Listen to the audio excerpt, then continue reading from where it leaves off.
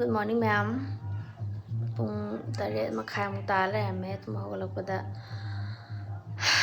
Ma'am, yahubudi kitang thenge ise tummachu thenge bako adum pung ama ani sara sum tumme agadum pung 8 9 sara sum hawgatle.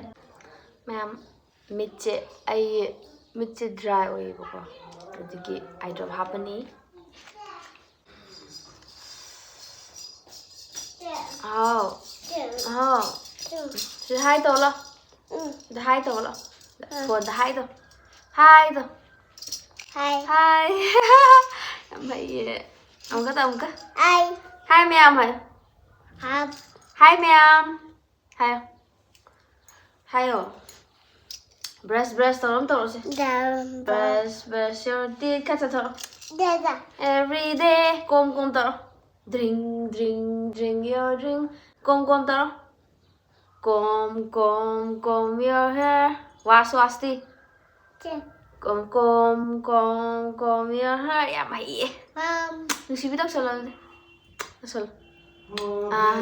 Punsigi thabak sin tha ma'am jida ma'am sumaina ga speed tha ba sumaina ga tha di nuai ni ko mikup ta ga loini. Thaini gi adum wari daga mikup ta loini kan hai du moi sakti gu ko pairam dong mal. Ma'am. Sing thak bio. Ai ju ising thai dum nong ma liter ani gi dum thai sing se han di tha am de do ma kano hada ko tha ke si han am ta han ni thak te bo ko do hata nong na hai ta re sam dok pani routine je khitang ising kha thak ke na han do uring am thung ge to ma sida kano kalen yarawani na mai je ai di masai je am oily oi bani na ko skin je oily am oi amna thori am kai ba aduna ingdam da di mai do ring stung thung gidre aduga kalen chang pa ji thai tare ne kalen chang pa ji da mai do amna oily oi bani na nusa sa bani oily oi bani da mai do ring thung e ba ama tang ni da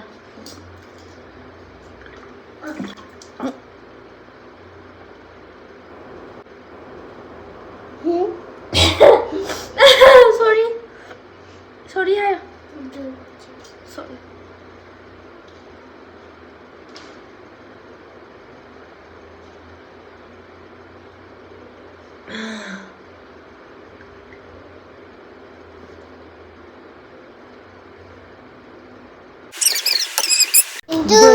Dân bằng ngang ngồi lên mà xem ơi sẽ smile mồm gì cái nó này thuộc lại gì vậy dù siêu vậy nó thuộc đại ngang mồm gì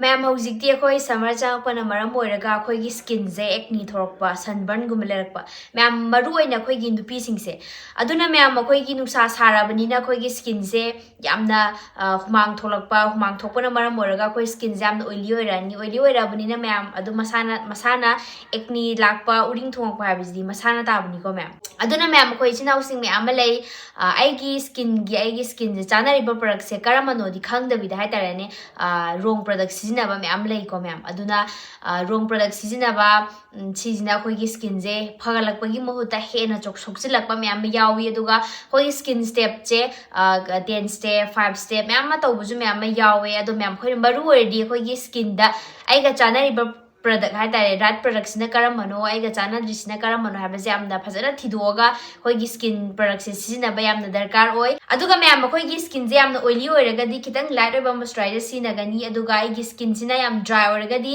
kitang thin oiba moisturizer sina gani anamana di khangde do ma'am ai jadum khangde aiga chana riba product sina karamano habaje khangde aduduna ma'am adubu khangraga su khangna bu honaraga khoi gi skin ji ga chana ba product right product sina ba di darkar oi ai gi skin se improve oragna bagidamagta aduna ma'am aina sizinariba product se achumani aranmani khangnabagidamagta aigi dharma ama leiba tukimatik darkar oi adu ma'am dharma je sen shooting tingdavida leinabagidamagta ma'am da suggest tawjaramge ma'am ai mamang da so dum CureSkin gi product se ai sizinaina dum harga lakjai ma'am ai hojik so dum CureSkin gi product se sinajari adu ma'am sigi CureSkin gi app sida di aigi dharma ama dum leiramani sida aiga chana ba hai tarana aiga customize oiba aigi skin ga chana ba product moya moina thabira kaduine adu ma'am ma'am कोई skin से हम सेंगना फजना लेगे हाय तारगदी अखोइगी माइदे खक्ता तैबा नतबा अखोइगी मनुंग जिसु यामना फरबा अमा दरकार ओय अदो ma'am सिगी कैसु वानिंगाय लेते आइगा चानाबा हाय तारेना आइना चागदबा आइना थकदबा डाइट पुंबसु आइगी धर्मदुना दुम हाइबिरानी सिजिंगजे अखोइना फजना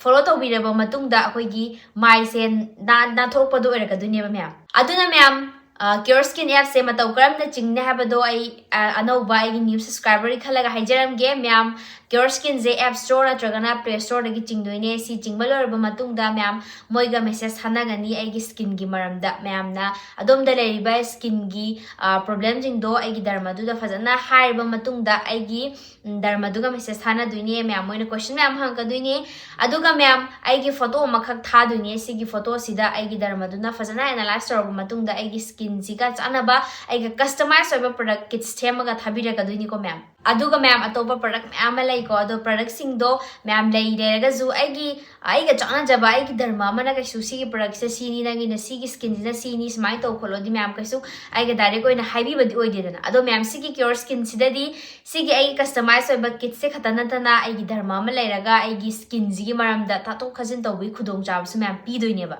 अदो मैम आइसु CureSkin सिनबसे अदुगी मति कुइरे आइ मैम दसु दुम हाइलाइट दुने आइ मैम आइगी ममांग सिजनद्रिङै गिदुगा सिजनरमतुंगिदुगा मैम यिंबिरो सिदा अदुगा आइगी स्किन सिजु मैम अदुगी मति हेल्दी ओइरे ना मैम दा आइ सजेस्ट तौजरमगे CureSkin गी प्रोडक्ट से मैम मुतंग ट्राई तौबियो मैम मागी किट्सजु पैसा यामना यामनते लिसिंग अनिगा जनी खक्तने अदो मैम आइगी कपन कोड रेबिस्टा 100 हाबजे सिनाबियो अदम दलपा चामगी डिस्काउंट फंगनबगी दमकता मैम मागी लिंक दो डिस्क्रिप्शन दजु हापजरमगे अदुगा कमेंट दसु पिन तौरो थमजरमगे यो दा या कमाई थंजला कई ना तैदा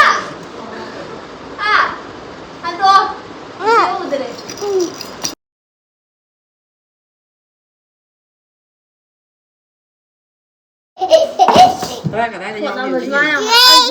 Ma, sila. Sidi. Ma'am, why no chit pa ko pa? Why no table or redo da brush out horoge? Tu ga use to zoroge. Bye to. Bow. What's it? Bo. Thôi nè. Tôi vô trẻ. Mà thế à? Không nhớ đâu. Video nằm đấy. Video nằm đây không? Hai tàu rồi. Ai? Em.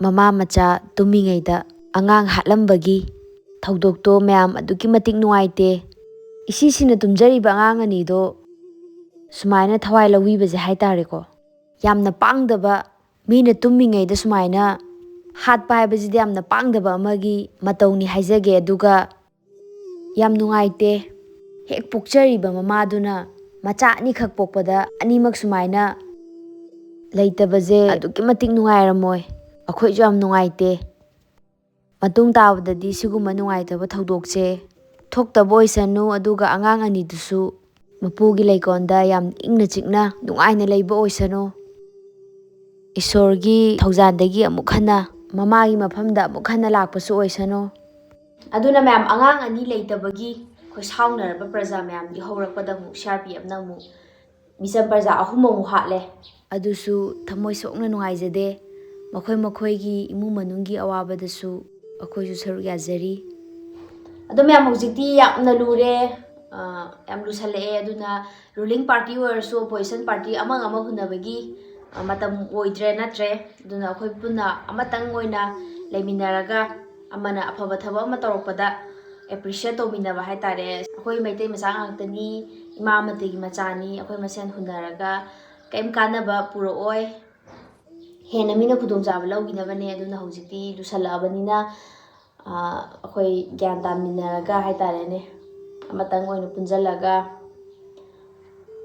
माइ पाकनबा होटनामिनरसी अदो माइदी दम पाकनी मरमदी अचुम्बा हाइबजिदी अचुम्बा last हाइतारेने मयाम का वाबा मयाम थेंगनरसु अचुम्बा हाइबजिदी अदुम माइ पाक तौ लेरबनी अरानबा तौबा मी अमतना mai paoi ko poloi da matam khara nungai ramadi ai du poloi da di mai kaisu paoi mai thiba na kani dharma leiba mi habis de dum kona dum mai paklakpa isona dum mai da dum chang birakani aduna mayam khoi soidana mai pakani khoina aranba leitabani lanba tawriba mido adum isona dandi soidana pirakani aduna mayam khoi amatang punjalaga hujikti amatang punjalaga mai pakna ba hona minarasi amana ma huna roise sumaina thamjaninge mayam ai yam khang haidana ngangbudi nate adubu maitai macha ama oina aina haijanimbado mayam da haijabane mayamna aina wa ngangjabada soikiba lankiba yauragasu mayamna ngakpiyo mayam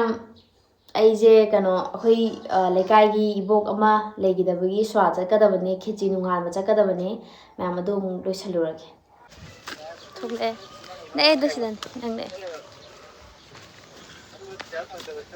kuire mayam hojikti anambana taloi tongnarambanina khichi je pak tongladabnina sumaina lekai gi khichi hanba khotpaga do kuireba tawidaba isabi phara kanda da smai phara kanda chatpa ha mana boram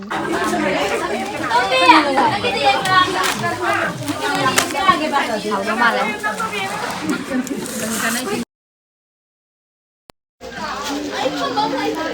yam lo salagi ke jihan ana ngasage nammo phone dudi angangainu pugre adugi aina painaba phone nammane reason jidi khara thire ado mayam sum yengbiro aido ngasai halaga wamandana dum tumure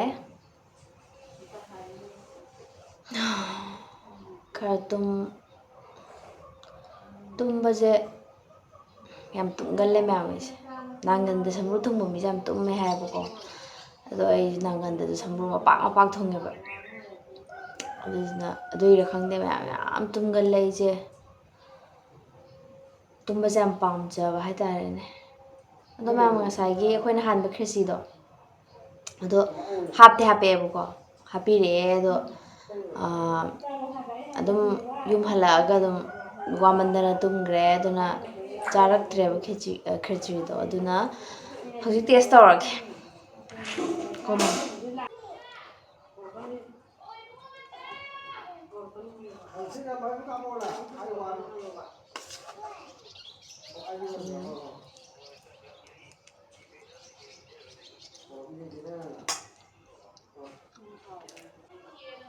kano asa walame ma'am kheji chadi dum ka hapa kawrma bane do si uti kheji ek chabo bora je chabo ga masam thana dum kano achagi mahau dum minjange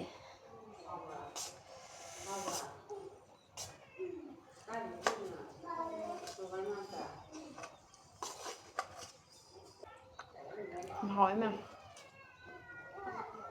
ando kheji je hauji container ren hape hawagi kano thamban manada hapado thamnada hapado dena man hawe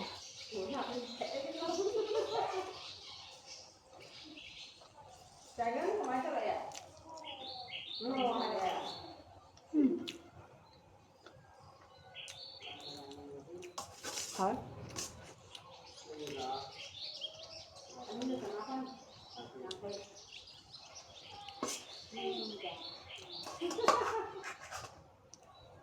Quy ra, ra tụi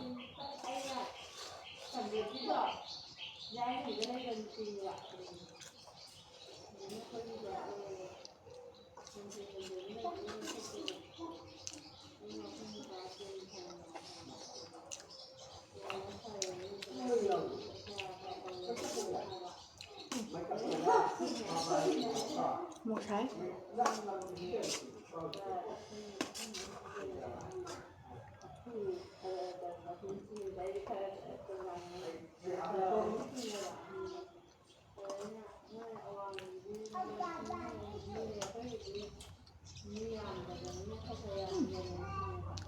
Mom saya. Mau coba.